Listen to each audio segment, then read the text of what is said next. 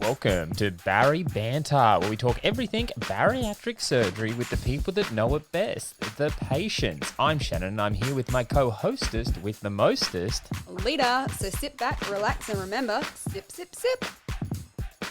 Well, welcome to another week of BARI Banter, Lita, and all our little BARI family. What has happened this week? Well, it's first of look, can we just First talk about podcast December? in December. I know. Whee! Merry Christmas. Merry I need like a Christmas.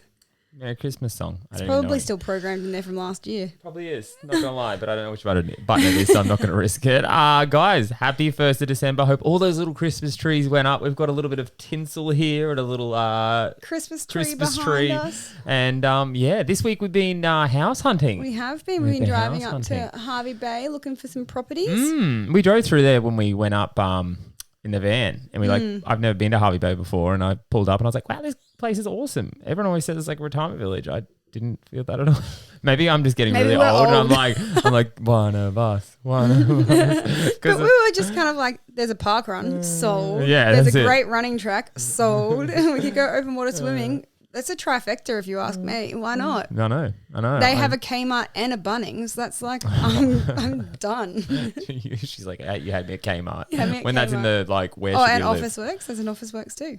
Yeah. I'm very happy. Yeah. I'm sold on Hervey Bay. Sold on Hervey Bay. We've got to keep the property here, like 'cause we love the Sunshine Coast, but we want to look up at Hervey Bay and maybe move up there for a year or so. So if there's any little Hervey Bayerians, is that what they're called? I don't know. Hervey Bayans. We might be catching up soon, and hit us up, and we can go for a run together, or park run, or a swim, or any of the above.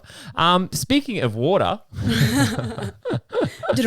I was like, how do I segue this? Our guest today. I love that we still have to explain how bad at segueing we are. Well, if I don't explain it, people just judge me. Now I'm like, open slather. I'm terrible at segues. So many people have said that they have half the time they just listen to BARI Banter so they can hear our terrible segues. Oh God, that's sad. Because they're really bad. Explain your segue. Speaking of water, our guest today is coming to us from a boat. Yeah, from a houseboat, which is kind of cool. I just learned that 2 seconds ago, and I thought it was quite cool, so I thought it would slide it on in there. But we might as well get her on and have a chat. Well, our guest today went under the knife about a year and 4 months ago. She had the gastric sleeve and has since dropped roughly 60 kilos, and she's well on her way to seeing what the process can offer her. Please welcome today's guest, Ness, also known as Nessie_Archer on Instagram. Did I get that right? Yeah. That's right. Next time, say it with a little bit more confidence. Well, Lita. I didn't write it down, and I was like, oh, crap, I've got to remember it. I thought you were like one of those Dragon Ball Z characters. Nessie. That's really showing my age. Oh, gosh. Hey, how are you? Welcome to BARI Banter. Thank you. Thank you for sitting down with us and from your houseboat. And what a segue. What a segue. I know. Nailed it. I'm not going to lie. I'm definitely the king of segues. Let's start off with just learning about your bariatric process. What was your why? What was the reason why? Like, did you have a moment that you went, okay, I'm going to go down the lines of having bariatric surgery?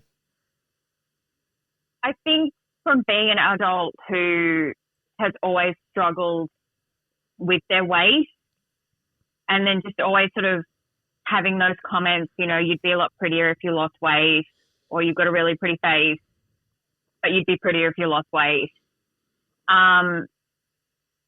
And then just sort of realizing that I can't use food to cope with crap that goes on in my life.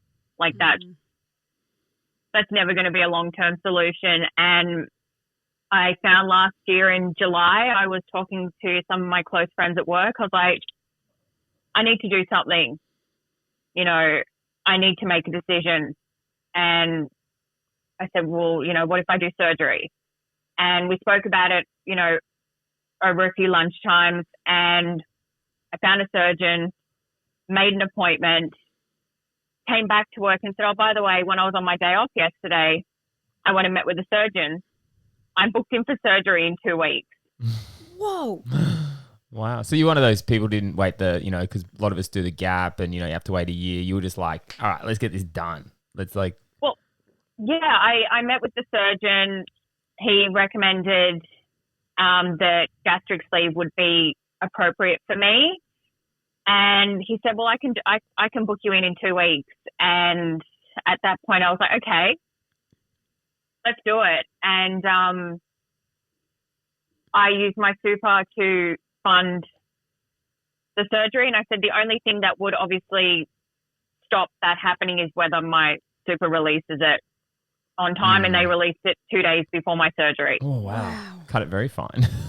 Yeah. Yeah. Did you have any concerns, like, you know, with that short of notice? Yeah, I was going to like, say, that's a very I feel quick like that would be a transition. good thing to kind of like pull the pin like that. You know, I had a whole year to kind of sweat on it. 2 weeks, I feel like you'd be like, it is what it is. You know, You're like, I saw the surgeon and now I'm starting my pre-op, like straight away.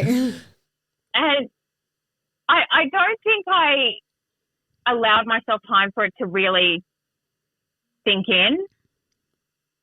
I don't know if part of me, like deep inside, was like, I don't know what's going to happen, but all I know is I need to make a decision and I need to change my life.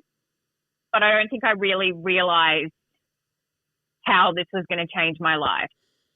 So did you know, like obviously you knew what bariatric surgery was, but because it was such a quick transition for you, did you have the chance to do what we all do when we go on all the forums and like listen to all the horror stories, or like did you know many people in the community before you had the surgery, or it was just kind of like you just saw a surgeon and bang? I saw a surgeon. I knew I needed to make a drastic decision because I'd yo-yo dieted. I'd done shakes. I'm not sure if anyone's familiar with it. It's called the Hcg diet. Yeah. I did that with my GP. What's a Hcg diet? What is that? It's a diet that's monitored by your GP. And effectively you're injecting yourself with the pregnancy hormone. But you're also consuming no more than 500 calories a day. So is that a male and female thing? Can males do that? Like injecting yourself with the pregnancy hormone? I don't know if males can do it, but I did see results with that. So when I did the Hcg diet, I was at my heaviest of 155 kilos and I got down to 136. Wow. But I found that in order to continue doing the Hcg diet was very expensive. And when I couldn't sustain that long term, my bad habits came back. And I realized that quick fixes weren't going to save me. Yeah. Yep.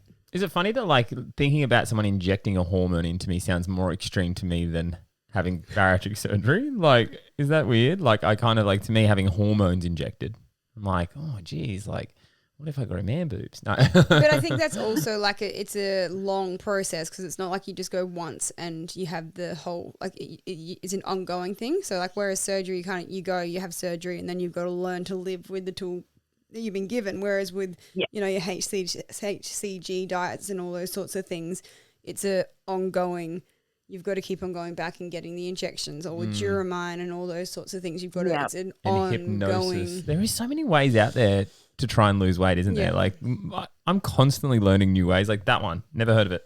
You know, glad I didn't do it. There's so many new things coming out now too. Like there's so many new drugs coming out for it, and the most recent one that I learned about is I'm going to say it wrong. I always go to say Contessa because that's the gym that I go to, but it's like Concerta or something along those lines, and it actually plays with the neurological makeup of your brain, and it stops you from. Like it helps like addicts and stuff. It helps alcoholics and addicts and stuff. It helps them rewire the brain and the way that they think about the things that they're addicted to. Okay. Yeah, it's crazy. Okay, sounds so they're using it. Interesting. They're prescribing it for weight loss to try and help battle your sugar cravings and all those sorts of things, and like to essentially like rewire your brain. Yeah. I don't know. That's rewiring your brain. I'm like, you might as well just hire someone to follow you around and hit you with a stick every time you try and hit. Well, no, see, I think that your surgeon rewired your brain when he went in to cut your stomach. No, I think he dropped me on the floor and he just never told me about it, and I landed on my head. So have you always struggled with your weight, like from a very young age, or was there kind of a point? I think when I moved out of home. When you had control of what you ate yourself? When I had control of my life, because when I was younger, we we very rarely ate takeaway.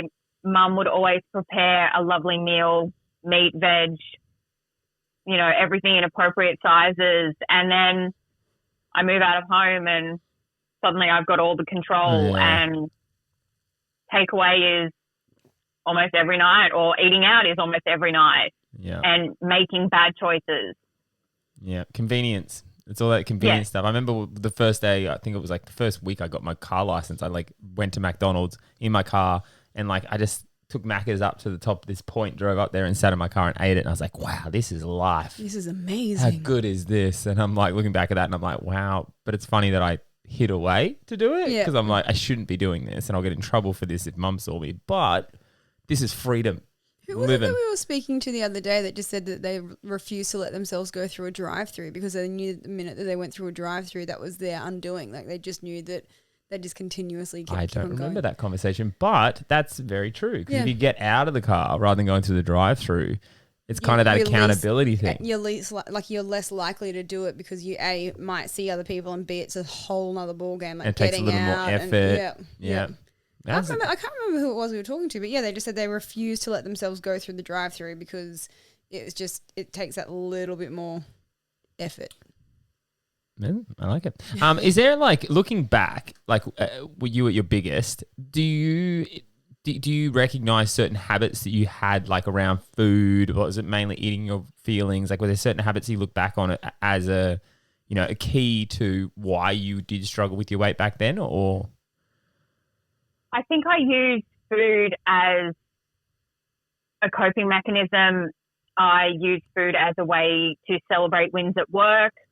I used it as a way to, I guess, deal with horrible days that I had at work. Yeah. And just really begin a horrible or maintain a horrible relationship with food. Yeah, it's your everything. And has that relationship with food, have you changed that drastically now, or do you still sort of like have a relationship with food as a coping mechanism? Post-surgery, I have a much better relationship with food.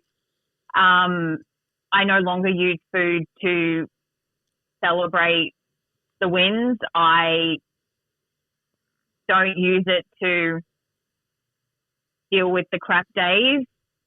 I think when I started seeing the weight come off and stay off, I guess that sort of just filled my cup with more positive feelings, and that I was able to explore different ways to eat food, and that it is okay to eat my smaller portions and enjoy the heck out of every meal that I'm having now. And it's been a lot of fun to try new things that I wouldn't ordinarily try. I think one of my favorite things at the moment is halloumi cheese. Oh my God. And just sort of adding that into a lot of recipes. And I follow some lovely ladies on Instagram that I haven't met yet that I know have had surgery that I would love to one day meet. One of them is the Sleeve Site and Less of S. And they both put up such wonderful posts about different things you can do with food. And just seeing those posts definitely fill my cup and think, I can eat like that and it's okay. And I want more of that, just more of that positivity. And it's definitely helped me sort of every day. No, there is. Definitely, like, with food and stuff, it's about, like, understanding you have that smaller stomach so you can fill it with more precious stuff. The only thing with, like, certain things, if you ingrain them, you know, if you justify, we talked about this last week, it's that food justification thing where, like, someone else will go, oh, I had this, and then you're like, oh, I'm going to try that, and then I'm going to try this what this other person said. It's like, it's one of those things, because there's definitely certain foods that you've got to be careful with, like halloumi and stuff like that. Again, good in moderation. Not in like blocks of it. You know, so it's what do you mean I can't cook up an entire block of halloumi and eat the whole thing? Because it is like, I know personally, like when I started discovering new foods and I had that whole, oh, halloumi, it's better than chocolate. I'll end up having more of it, so it's that whole, but you're 100% right. It's just understanding like, you don't have to do larger portions. You can enjoy those little flavors and stuff like that. But then also, you got to understand that they also have calories and they also have sugars and different things like that. So that was something I had to learn throughout the process. What do you think the weirdest thing that you've tried since like, do you think that you've had like you're a little bit more experimental with the foods that you try now? And if so, what do you think is the weirdest thing that you've eaten? I think, pre-surgery, I would never have eaten anything like curry. Really? Okay. Yes. So now, I've never really been sort of a spicy person. Mm-hmm. So I've definitely found sort of post-surgery, wherever I can add chili into a meal, I will add chili flakes. Wow, that's so interesting. Mm. Huh. That is all. What was it about chilies that you like? What was it about curries that you wouldn't have had? It just wasn't on your radar. Just wasn't. It wasn't on my radar. Whereas my husband loves a good curry. He likes, good spicy food, and I'd be like, yeah, no, it's not for me. But then post-surgery, I can't get enough of Thai green curry. So now I want curry for dinner, thanks. So do you reckon, like, were you more of a sweet tooth before surgery and now your taste buds have changed a little bit and you're not quite as, you more savoury than sweet, or? I think pre-surgery, if it was bad, I was going to eat it. So it didn't have to just necessarily be sweet. It could be pizza, could be KFC. Whereas now, they're very rarely on my radar. Yep. And I suppose curries and stuff too, you've got your added vegetables.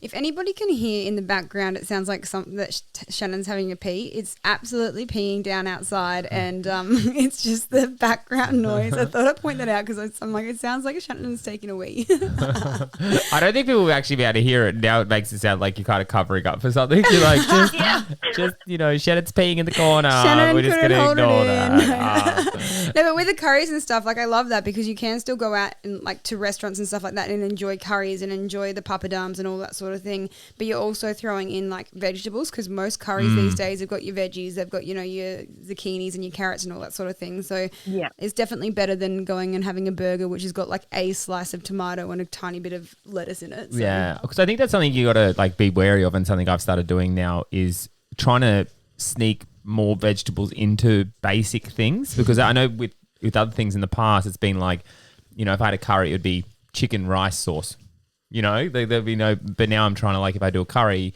we try and put like, chicken, a few different vegetables, and like, because you can do that. So you're saying that you're like a 3-year-old kid where I've got to try and like sneak the vegetables Well, in. it's just taking the time to do it, because like I know back in the past it would have been like 3 elements, it would have been like, even if I had a pizza, it was like meat, cheese, sauce, where now it's like you incorporate a little bit more to get the extra vitamins and minerals and, different ways through food, because obviously we don't absorb, as much because we don't eat as much. So you still got to make sure you make that effort to kind of get those little extra bits of like vegetables and stuff in wherever you can. What do you reckon was the weirdest thing that you've eaten? I was just thinking about that, and I think the weirdest thing it's not weird. Oh, there's 2 things. So edamame, I would never have had in a million years. Yeah, I remember nothing would have ever interested me about that, but I love it. I love edamame because it's high in protein, it's salty, it's delicious. And what are those little weird things that you maybe get from Coles? Dolmadas. Have you ever been to the deli at at Woolworths, and there's weird little seaweed looking leaf? They're grapevines. And they're like they're rice leaves. covered. I would never have got them in a million years. And then Alita did it one time, and I was like, oh, what do these taste like? Oh, my God, they actually taste really good. I would never have brought them. How about you? Have you got a weird food? I mean, they're probably not nutritious. Like, they're literally rice wrapped in like leaves. Literally like a weird form of sushi. But they're very Greek, and I ate them when I lived in the Greek islands. So yeah. They were like part of my... I would say weird foods for you, but you are the queen of weird foods. Yeah. Like, you eat tomatoes when you're hungover. Like, I think... I don't even eat tomatoes when I'm not hungover. Probably I've just got more of an appreciation for eating things like just going into the fridge and grabbing a mussel and eating like a mussel out of, you know what I mean? Like, she's just odd. All right. I knew that question was just going to be like, well, one time I tried human flesh. Move on. What do you think has been the hardest thing for you post-surgery? Like a year and 4 months down the track, what can you pinpoint what's been the hardest thing? Like, because everyone says that this is the easy way out, and I think that most of us will say that it's definitely not easy. So, hardest thing you've had to overcome? I guess having people, label it as the easy way out. Why couldn't you just do it like a normal person? Because I didn't have the tools to do it as a normal person. I tried, I failed, I needed to take control, and now I've taken control and I'm never letting go. So I think for me, I think every day is just remembering that I have a little tummy, and that pre-surgery I'd have my meal and I'd have my drink at the same time, without realizing that, consuming my drink and eating at the same time is going to fill me up quicker. And post-surgery now, and I still do it to this day, I will have my meal first, and I still set an alarm on my phone for about 45 minutes to 50 minutes, just depending on how my meal has digested. And then I'll start drinking. Good girl. Well yeah, done. that's a good one to actually have, because a lot of people don't understand that the reason they say that is because having fluids too soon after food can actually help flush a lot of the food through, which means you can consume more calories. Yep. A lot of people go, but it doesn't feel uncomfortable, so I can do it. And it's like, well, there's these rules in place for a reason. So that's a really good one to have as a, you're still kind of following by. Because I know a lot of it, like, drinking through, drinking through a straw. A lot of those, carbonation, a lot of those go by the wayside. But it's always good to kind of hold on to at least a few of those rules that dietitian told you prior to surgery, because there's a reason they told you them, because they're the biggest causes of weight regain, because of those little habits that like kind of just... I literally had that exact conversation. I went for this morning to like a baby shower / our Christmas party with a few girlfriends, and sat down and had a glass of water, and they all started pouring like an orange juice around the table, and they were serving food at the same time. And they're like, oh, do you want some orange juice? And I was like, no. They're like, why? It's freshly squeezed. It's delicious. And I was like, because I would prefer to eat the delicious food that's in front of me than drink this high sugar, delicious orange juice. And they're like, why not have both? And I was like, we're on a 2-hour time limit, ladies. Like, I can't do both eating and drinking at the same time. Yeah. Like, you of all people know this. Like, I work with you guys, and you complain every single time I come out of the tea room and go, ugh, I ate too much. Still ate too much today and had to go for a walk around the block because, I felt sick. But I prefer to do that than to have orange juice. Yeah. You have to kind of prioritize what you really want. Going into surgery, what was your biggest fear?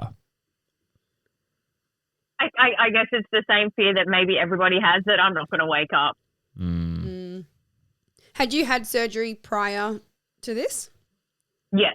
So you kind of knew what you were in for, but was this like the biggest surgery that you'd had? Yeah, it probably was. Because I know that when I went in, I wasn't worried about not waking up. I was worried about waking up, because I know how well I do not do when I've been put under, especially for a longer period of time. And I was rough when I woke up. Like it was not good. But so that was the part that I was dreading the most. But now I've learned that if you tell your anaesthetist beforehand that that you wake up feeling nauseous or not too well, they'll adjust the amounts and make it so it's not quite as like, yeah. So because I had the same. You can do that? Yeah, I had the same surgical team remove my gallbladder. And I said to my anaesthetist, I was like, you are the least person that I'm looking forward to seeing today. And he goes, why?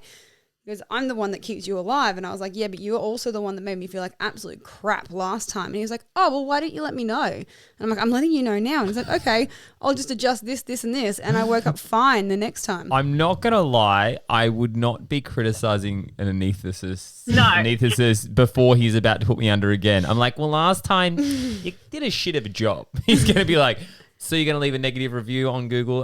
You're not waking up. You're not waking up. I'm so sorry, but do not criticize. It's the same as I hate sending food back to the kitchen because I know it's going to come back with spit. Yeah. I think there would also be a bit of a lawsuit if he kind of stuffed that up. So I'm sure he can make it look like an He's a pretty skillful person. Your goals prior to surgery, got there? Do you feel like you've got to where you kind of wanted to get to, at this point in your process? I reached my goal weight just before my 1 year anniversary. And that was 75 kilos. That was set by my surgical team that I go and see every 3 weeks. Wow. And now our new goal is 70. And just to move, just to exercise every day. That's sort of one of my post-surgery massive goals, which I'm doing.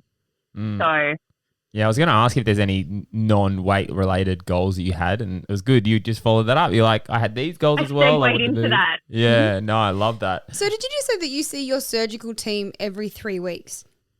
Yes. So my surgeon is located close to me, but then there's also a doctor in that same practice that does all my nutritional check-ins, that does my B12 shot because my B12 levels are very low, and just follows up with regular blood tests to keep me on track and just chat everything out if I'm struggling. And is that included as part of your package? Yes, it is. So everybody that goes ongoing. Wow. And do you choose to go every 3 weeks, or is that set by them just saying you need to come in every 3 weeks? That's set by me. They have the option that, if you can go as often or as little as you want. My position is that I've invested so much in me that I want to go. I want to keep myself on this path, and I'm just so fortunate for them giving me back my life. Yeah, wow, that's very cool. Yeah, that is a good option to have, because I don't think that was an option for me to go back every 3 weeks. I think my surgeon, it may have been an option for other people, but I probably irritate him too much. And he's like, you ain't come back every 3 weeks. My surgeon had a set thing where it was like, you see the surgeon at week 1, you see the dietitian at like week 3, 5, and 8 when you're transitioning between the different stages, and then you see them again at the 6-month mark, the 12-month mark. You see the psychologist a few times in there too, and then it's yearly after that, unless when you see this dietitian, they've picked up something in your bloods or they think you need a little bit more extra support. But it's definitely like they have a plan in place, but it's not like come in whenever you feel like it. Like, so that's an awesome thing to have. Yeah. So my next follow up with them is in January, which will sort of be probably our longest gap.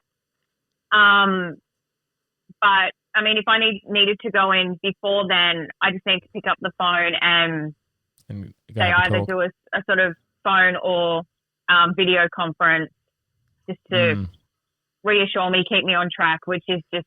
Yeah, that's great. That's really good. That's part of the team. Yeah, no, it is, because it's a group effort. And I think that's what sealed it for me when I met my surgeon. Like, I didn't go every 3 weeks, but like he said, we're friends for life. And that was pre-surgery, because he says it's going to be one of those things that I want to hear from you. I want you to come in. I want to have these chats. And I was like, that made me feel a little bit more comfort. Like, I'm not so much alone. So having that where you could go in every 3 weeks, you could literally go, oh, in 3 weeks' time, I'm going to go see my surgeon. So I'll just remember this question I had, and then I'll ask him about it, and it'll give you a better understanding of what is going right and what isn't going right, and, kind of help navigate you a little bit better. I think it also takes a certain kind of person who also does want to touch in with their team, because there's some people who do just, if they're told they have to check up every 6 months, they'll go. But there's so many people that will just be like, oh, no, I'll put it off to next month. I'll put it off to next month. And they're the people that, just slip through the cracks. And some people can do it without the support. And hats off to them. But I know absolutely.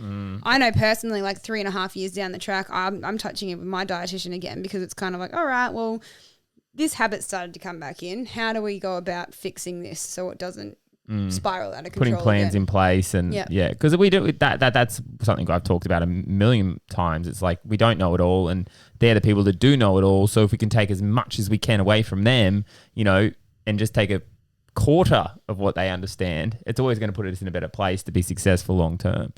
Speaking of your goals, so now that you've kind of got to where you are and you feel like you're sticking to your goals, you've hit your goals. Moving forward, do you have goals that you want to achieve? I've got a goal. I would like to become a runner. Oh. I don't run, but I feel as I build on my confidence, I'd like to start running. I do a lot of walking. Often when I'm out, it's just me, my music, and I just feel like I could just keep going and going because I just feel like I have this endless energy, and I want to learn to run. Yeah, I've dabbled in running a little bit from time to time, and the best piece of advice I can give to someone who wants to run is just run and then also just get used to being uncomfortable because running, someone asked me the other day, they go, what do you love about running? I said, the thing I love about running is it's so freaking hard and I hate it 90% of the time. But it's always that after feeling when you do it and you're uncomfortable, but you get comfortable with being uncomfortable. And then afterwards, you always got that feeling of like, oh, it's done. That was great. Like I did that, it's that whole sense of accomplishment thing. So I have 2 tips for learning how to run.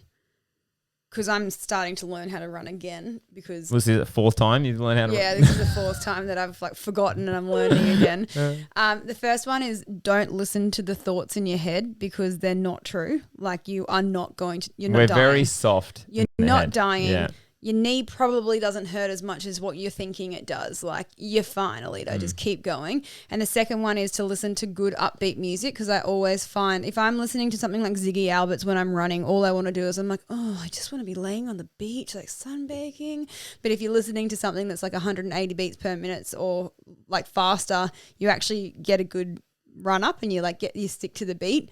So like maybe not 180 because that's quite a fast pace, but like that's what I used to listen to when I think you used to do 220, but yeah, I feel like 100. Well, I listen to 200, but like 190 is like you're like in a little rave as you're running. You're like, yeah, this is great. The other day when I went for my run, I was like, oh wow, this really isn't that bad. And I looked down at my pace and I was doing like a 7:30 pace, and I was like, it's because I feel like I'm running to bed. I'm listening to Ziggy Albert's, and I'm like, oh wow, this is just so chilled. And I was like, run faster, Alita, you're an idiot.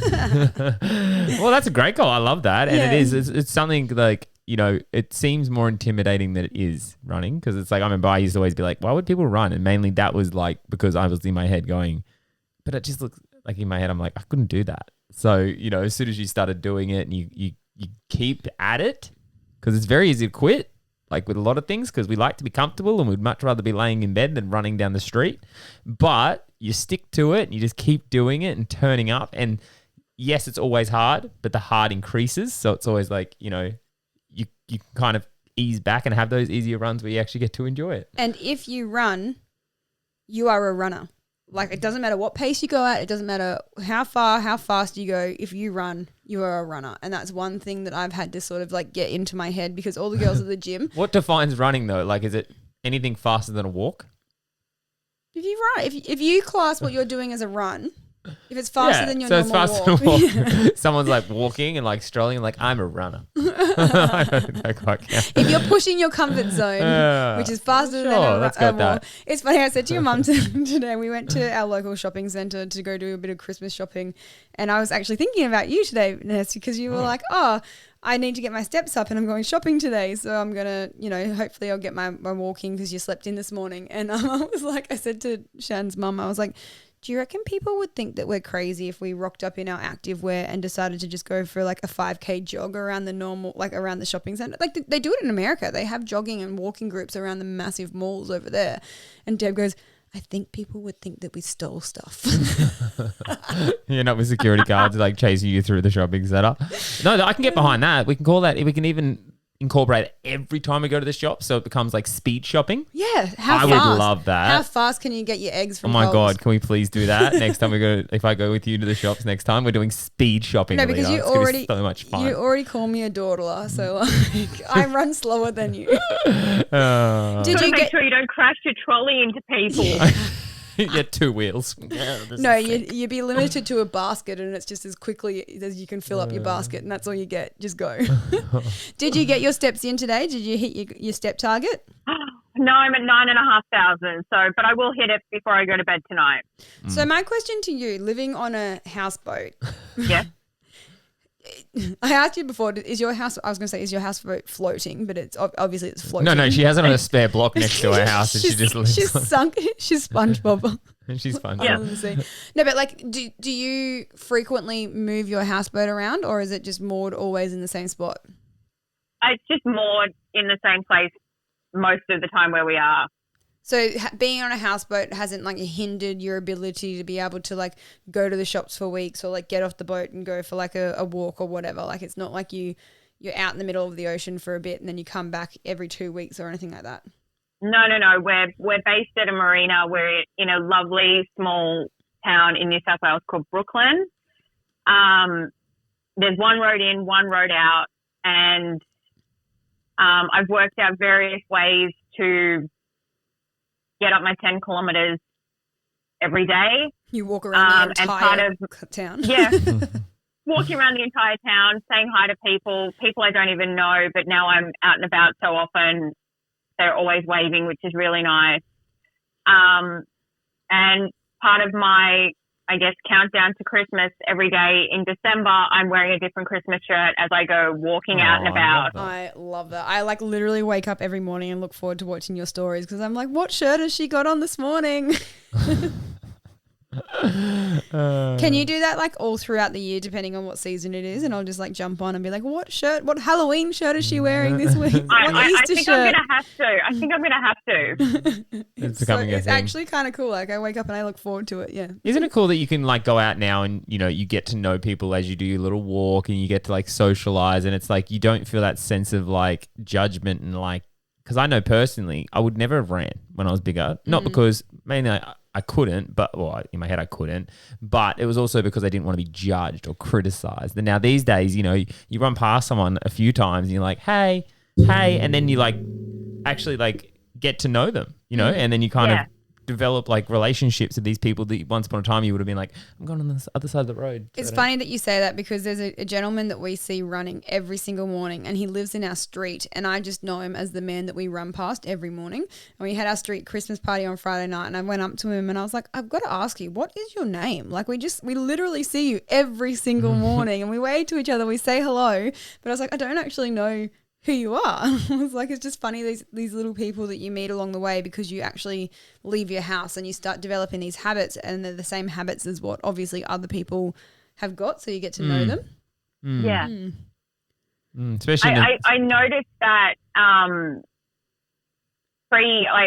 would walk sort of when I was bigger, but I'd tap out at a kilometre, maybe 2. But I've noticed since I'm doing my long walk, sort of walking from one end of the town to the other and back, I would often dabble in different coloured hair. So pinks, purples, combination of the two. And now I've sort of got very mellow, just normal hair, which I'm okay with.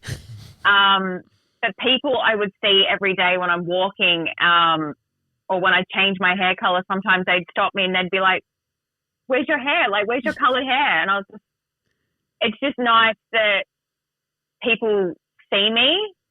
Whereas when I was bigger, I would also have colored hair, but I also used it for a different reason. I used it to take attention away from what I look like. Whereas now, having colored hair, I feel like I was able to enjoy it for being coloured hair. I wasn't using it to deflect. Yeah. Yeah, you weren't using it to be like, look over here instead of over here sort of thing. Yeah. It was just like, I'm embracing the fact that I've changed and I'm going to rock the hell out of bright pink and bright purple hair. Yeah, why not? That's amazing. And how are you feeling like, you know, I know we go through this part like 2 years out where you kind of become a little bit like, you know, you've got these things that you're starting to criticize about yourself and like you're still trying to improve. Like, how do you feel like, you know, looking at yourself and how do you feel about yourself, you know, a year and a half out? I still have a daily, maybe not daily, but I still have a struggle when I need to get dressed in the morning. And I mean, I can hear my mom's advice in the back of my head right now. She would always say, lay your clothes out the night before of what you want to wear the next day. Sometimes I would take that advice. Sometimes I would completely forget. But then I would find when I'm getting dressed, if I have to go to the office or go to meetings, I would find that I'm getting changed sort of upwards of 10 times because I would be like, there's nothing wrong with what I was putting on, but I felt like I was looking at the old me. Mm. That is probably one of my biggest struggles, is that, yes, I've had this rapid change, but the mind catch up is still a massive thing. Yeah. No, because the brain is so used to seeing a certain thing, it's going to take a little bit for it to adjust to kind of, not see it in a way, like, or never the same. Like, it's not like you look in the mirror and you go, oh, I'm exactly the same as I was, but you still become like more critical of like every little curve, and it almost makes you kind of like become super like self-conscious of like every little bump and lump, because you're like, oh my God, no, that's, reminds you of like your past, and you don't want to go back there. And yeah, I totally get that. I really love that piece of advice too, because most often than not, before you go to bed, there's not too many times where you, like, because you've lived your whole day, it's not like before you go to bed, the last thing you do is look in the mirror and go, ugh, I don't like this, I don't like that. So if you consciously think, okay, I know that this outfit looks good together, and you lay it out the night beforehand and you stick to what you've put out, like regardless of, because you do, when you wake up in the morning, you go to have a shower, you look at yourself in the mirror, and you do. Sometimes you have days where you're just like, ugh, I don't feel good. But if the person, like the day beforehand, has consciously picked out an outfit, it doesn't matter what you feel about yourself the next day. Is already done. Like, you just put it on, you don't think about it. I kind of like that. I feel like I'd make terrible fashion decisions when I'm tired at night. You always make terrible fashion decisions. I really do, and it'd be worse at night. I'd be like, what? I chose the pink tutu. I clearly wanted to wear the purple one today. I'm shattered. No, you just wake up the next morning and be like, oh, the clothes I laid out were already on the floor. I love this. No, I'm one step ahead of everyone. I lay my clothes out permanently on the floor next to my bed. And then I just shake them out, put them on, the joys of being in construction. So, Shannon, I don't know where your Barry Banter shirt is. He goes, I do. I do. It's right here on the floor next to my bed from last week. Shook it out. Look at it. It's perfect. It's great. The 6 stains on it. I wanted to ask before, because we were talking about how you said one of the hardest things has been people judging for the whole, the easy way out, that sort of thing. The people that judged you back then about having the surgery, do you still speak to them now, and have they changed their opinion about it being the easy way out because you've had such a great success? No, I think gaining more confidence and learning that it's okay to say no, and I guess embracing those who want to be in my life. I'm surrounding myself with the people who want to be around me. Whereas before, I would have taken anything. Yep. So what she's Whereas saying now is, I'm like, I'm strong enough to say, bye. You either want to be in my life or you don't. That was a really polite way of saying, I just fucked them off. It's like, no, I didn't have time for those toxic people in my life. And I appreciate that. I've had a couple of people in my life that were friends. I use that word very lightly, where they're kind of like friends, but not, you know what I mean? And then they made comments, and I'm like, I don't have time for that. You only get one life. I ain't surrounding myself with toxic people. You either like me or you don't. There's no kind of grey area. It's like, because I've said this a few times, I told like a handful of my close friends prior to surgery, the ones that were going to see me straight after surgery, who there was no way around it. Like, they were going to see me having fluids. They were going to see me having purees. And, I have a very, very like going out social life. Like, we would always once a week, me and my girlfriends would all go out for dinner and stuff. So I had to say to them, look, I can still come, but things are going to be a little bit different because I'm doing this, this and this. And a lot of them worked in the medical field. So it was very much touch and go. Some of them were like, oh, really? And the others were like, yeah, amazing. And I didn't tell outside of my close group of friends until the evidence outweighed what they could say, if that made sense. So kind of like, I'd lost 30 kilos and they can't turn around and go, oh, well, why did you do it? Because it's like, well, I've lost 30 kilos. Or, you're going to fail at this anyway. And it's like, it's after the fact and I didn't. Yeah. Suck it. Yeah. Yeah. So I completely resonate with that. So obviously when I made the very quick decision last year and it all systems go, I told my closest work colleagues, I told my parents and I told my husband that this was happening. And then obviously people at work started to notice changes. And I think part of me in the early stages when I was starting to lose weight, I guess I was I didn't know how it was going to be received that I had done something so drastic. So it was all, polite thank yous or, just changing my lifestyle. And it wasn't until my 1 year surgery anniversary that I put up a post on Facebook with a slideshow that my husband helped me create. And I felt confident enough to share my story. Wow. So did you get kickback from that? 12 months. I got a lot of positive. I got a lot of love. Good. Which wasn't what I was seeking, but I felt confident in myself to share my story.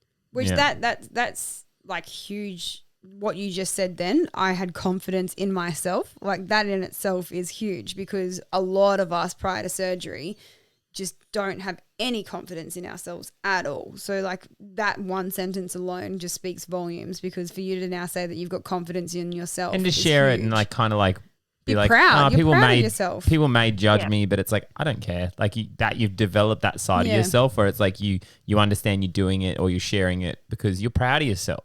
And that's the main thing that you're taking away from it, which I think just shows how far you've come mentally. So that's pretty impressive. Best piece of advice for someone just starting out? Hold on tight. It's the best thing you're ever going to do. Strap in. I was really intrigued to see what your answer was going to be because most people are like, spend the time researching, really understand what you're going down. And you're just like, I just ripped the Band-Aid off and I just did it. So if you're one of those people, just, hold on tight and just hold take on it. tight. For me, I know that I think I said earlier that I honestly had no idea how my life was going to change. I don't know if subconsciously in the back of my head, I honestly didn't think I'd be sitting here doing a podcast at 73 kilos, feeling like I could take on the world. Was this going to be another failed attempt? And was I still going to be the same old Ness, And, another thing to tick off that I attempted that I failed at. And for once, I can confidently say I succeeded or I am succeeding. And I've got people around me that want to be around me that, that lift me up. And I just feel beyond grateful to have my life back. Good speech. Yeah, I love that. That was well done. I know it wasn't a speech, but that was like a very powerful message behind that because it just kind of gives you, the face behind bariatric surgery, someone that's, really taken this by the, throat and has made the most of it because you're glowing. You got this vibrance about you. It's just, I feel like you're living your second life, but living the life you should have been living in the first place. So, it's an absolute pleasure. Hashtag living my best life. Yeah. Hashtag living my best life. But I think that's also a very good thing to point out though. Like change doesn't happen overnight and change also doesn't happen unless we're willing to let it change. And as sad as it is sometimes, like I know that both Shannon and I have gone through the transition where we've had to like change the people we were hanging out with and change the different things. And you don't do it because you don't like those people anymore. But it just happens because you're not interested in the same things anymore. So I think what you just said just then just like nailed it, because you're surrounding yourself with the people and the things that now resonate with you as a person. Yeah, absolutely. Yeah, but once upon a time, you would have probably kept those people around as like a, you didn't want to push them away because you want to keep them as a friend. outside friend. Yeah. Rather than not a friend. Personally, 'cause of your own I've got some self-conscious. people that I've lost contact with over the last 3 years, and I'm okay with saying that I would prefer to sit in a room by myself than hang out with those people, because they don't They just don't align. They just don't align with what Yeah. I'm doing anymore. Like, I don't want to. And it's okay. Yeah, it's completely okay for that to Just happen. say So they if don't there's- align with where I want to be or where I want to go to, and don't be And- afraid to just pull away. Post-surgery, I wanted to get back into exercise, and it was just, I don't know, it was meant to be that in our small town, a fitness tribe opened up, and I fell into meeting like-minded people that wanted to exercise, wanted to boost people up. So not only did I gain my life back, but I made friends who are all on the same, like, they may not have had surgery, but they're on the same health and wellness journey. And I'm, again, forever grateful that I've met people that I wouldn't have or otherwise met.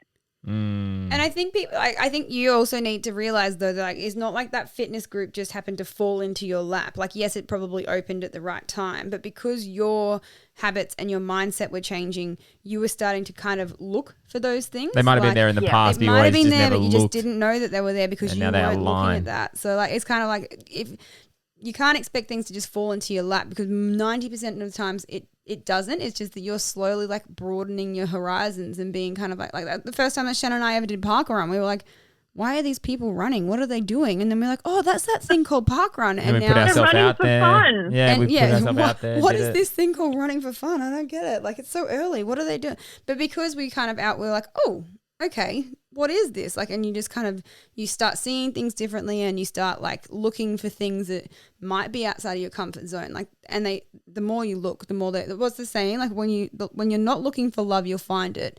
But it's like the opposite here. When you're looking to better your life, the things that will better your life will resonate and come towards you. That plays a little into that, though. Like, if you want to buy a certain car, you always see it around. Yeah. It's the same thing. If you want to better your life, you're going to see the things that are going to help you on that path. It's kind of the same thing. So, Absolutely. yeah. Well, you've done incredible. You're glowing, as I said you. earlier. And you're just powering ahead, and it's actually amazing to hear. And I'm so blessed that you sat down with us and shared your little process with us today, and we got to learn a little bit more about who you are. So thank you. Thank you. It's just been like catching up with friends. That's what we want. That's what it is. It is. That's We're, all just- it is. we're all a little Barry family at the end of the day, and we all have Yes. so many little things in common, but we're so very different. And it's Yeah. just that we just have that unique thing that binds us all together. So we always love it. We love having the conversations. That's how we do it. And I'm very excited to see what Christmas shirt you're wearing tomorrow. Well, it's ready to go. Yes. Yeah, Oh, and it's already laid out, not on the It's floor. already laid out for tomorrow. Oh, you put Yes. it next to the bed as well. If someone Yes. wants to reach out to you and see what Christmas shirt you wear tomorrow, where's the best place to find you? On Instagram, so at Nessie_Archer. We'll put it in all the places, so you can just click Put on it it. in and all the places. all the commenting all the places. places. Not all the places, but we'll put it in the right places. We'll put it in the right Yep. places. Anyway, guys, that is another episode of Barry Banter. Well, yes, that is another episode of Barry Banter in the books. We hope you got a little something from that one. Head on over to Facebook or Instagram and check us out, or go to baribanter.com, where you can watch past episodes, give us feedback, and let us know who you want to hear from next. We love you all, and as always, please stay beautiful.